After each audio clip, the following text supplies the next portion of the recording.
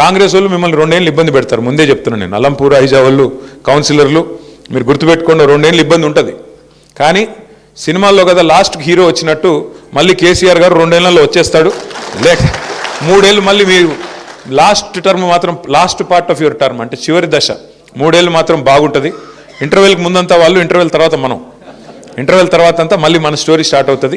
Interval దాకా ఏముంటాయి, కష్టాలు ఉంటాయి కదా, అవి కొన్ని ఉంటాయి. ఇంకా మీకు ఫోన్లు వస్తాయి, ఇంకా అను వచ్చేయండి మీరు వచ్చేయండి కాంగ్రెస్లోకి, ఏం చేస్తారు మీరు ఆడుండి, అభివృద్ధి చేస్తాం, గడిది గుడ్డు చేస్తామని చెప్తారు.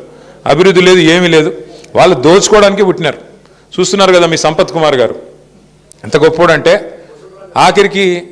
ఆఖరికి ఆడ స్థానికంగా ఉండే కాంట్రాక్టర్ ఎవడు రోడ్డు పని ఏదో చేస్తున్నాడు ఆయన పోయి కాంట్రాక్టర్ అధికార పార్టీ నాయకుడి మీద, all India Congress committee secretary మీద ఆయన పోయి కంప్లైంట్ ఇచ్చినాడు, పోలీస్ కంప్లైంట్. 8 కోట్లు అడుగుతున్నాడు, యాడికెళ్ళి పని చేయాలి, నేను ఇంకా ఉన్నాయంతా వీళ్ళు ఉడుచుకొని పోతే మేమేం పని చేసేది, యాడికెళ్ళి చేస్తామని చెప్పి మీ స్థానిక కాంగ్రెస్ నాయకుడు మాజీ ఎమ్మెల్యే మీద కాంట్రాక్టర్లే బాహాటంగా దోపిడీ చేస్తున్నారు కాంగ్రెస్ వాళ్ళు.